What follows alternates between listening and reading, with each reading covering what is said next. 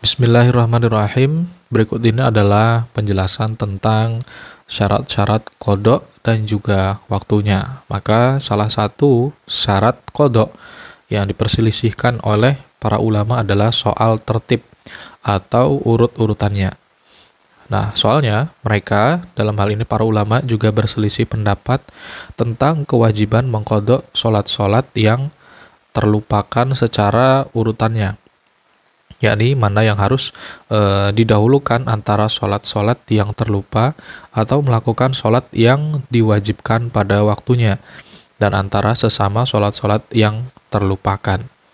Nah, menurut Imam Malik, sholat qada itu wajib didahulukan, meskipun sholat yang sudah tiba lewat waktunya. Nah, lalu sholat yang sedang tiba waktunya tersebut diqada pada waktu berikutnya. Jika seseorang melakukan sholat yang sudah tiba waktunya, namun dia masih punya tanggungan hutang sholat yang harus diqada, maka sholatnya itu menjadi batal. Demikian menurut Imam Abu Hanifah dan Imam Ats-Tsauri. Tetapi kata mereka, wajib mendahulukan sholat yang sudah tiba waktunya atas sholat qada kalau waktunya masih longgar, yakni kira-kira tidak sampai membuat sholat yang sedang tiba waktunya tersebut menjadi terbengkalai. Nah, menurut Imam Malik, Imam Abu Hanifah dan Ats-Tsauri, jika misalnya seseorang melakukan sholat yang sedang tiba waktunya sehingga harus menangguhkan sholat qada karena lupa kalau ia punya tanggungan hutang mengqada sholat, maka sholat yang ia lakukan itu tidak batal. Jika sholat yang ditinggalkan jumlahnya banyak, maka qadanya harus diurut. Menurut Imam Asy-Syafi'i, mengqada itu boleh dilakukan sebelum maupun sesudah sholat yang tiba waktunya. Tetapi jika masih ada waktu yang longgar, sebaiknya dilakukan sebelumnya.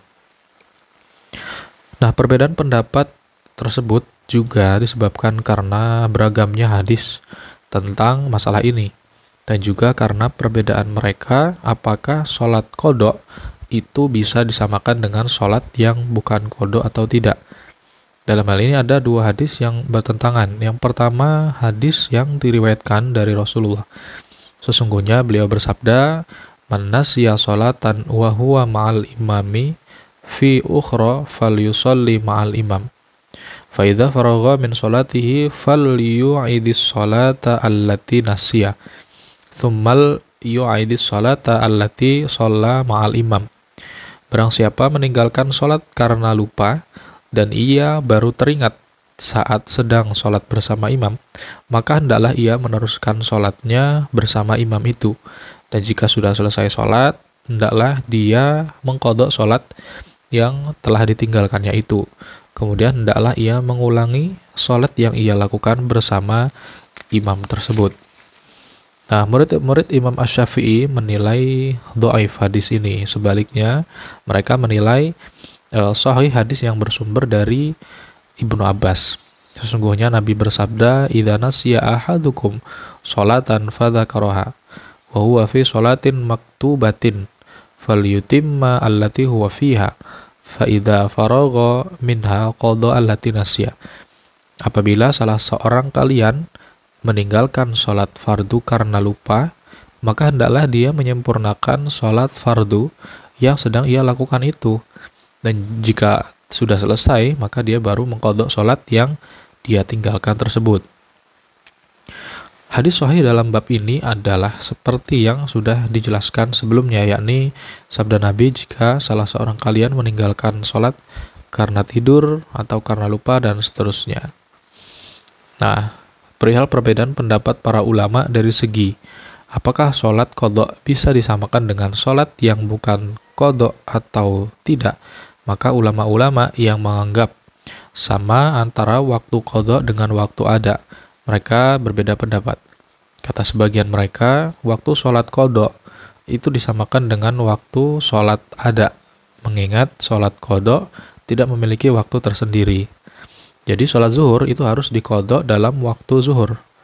Sholat asar juga harus diqada dalam waktu asar, dan seterusnya.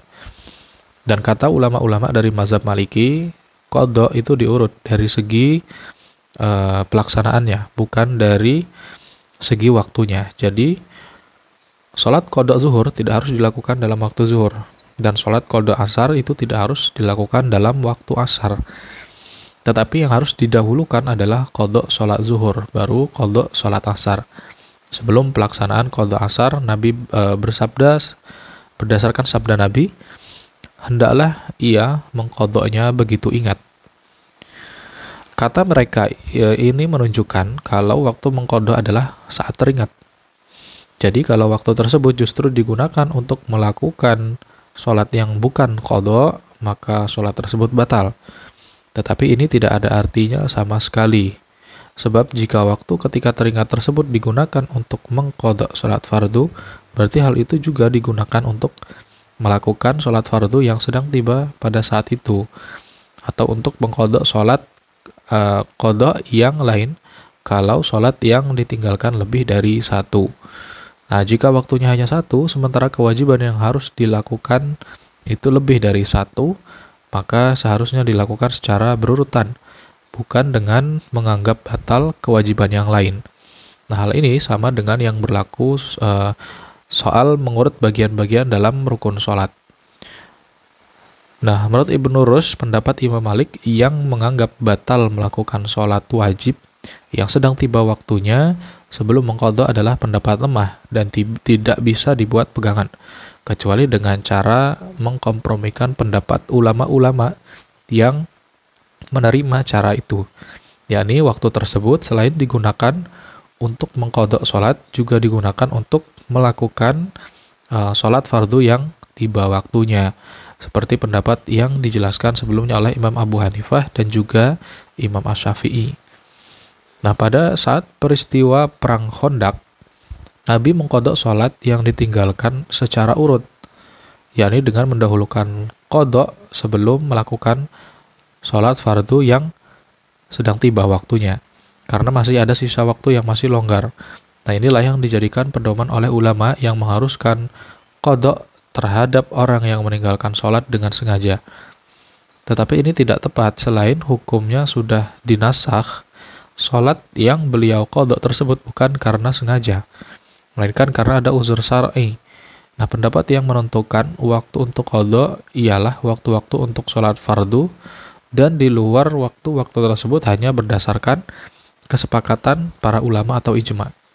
Nah, perihal yang dimaksud qada yang menyangkut tentang keterlambatan sebagian sholat, sebagian ada yang penyebabnya karena lupa, dan sebagian ada yang penyebabnya karena makmum ditinggalkan oleh imam. Nah, kemudian perihal makmum yang tertinggalkan oleh imam, ada 3 masalah pokok. Pertama, kapan makmum tertinggal rokaat. Yang kedua, rokaat tambahan untuk menutup rokaat yang tertinggal itu termasuk ada atau qada. Dan yang ketiga, kapan makmum harus mengikuti imam. Wallahu a'lam bishawab.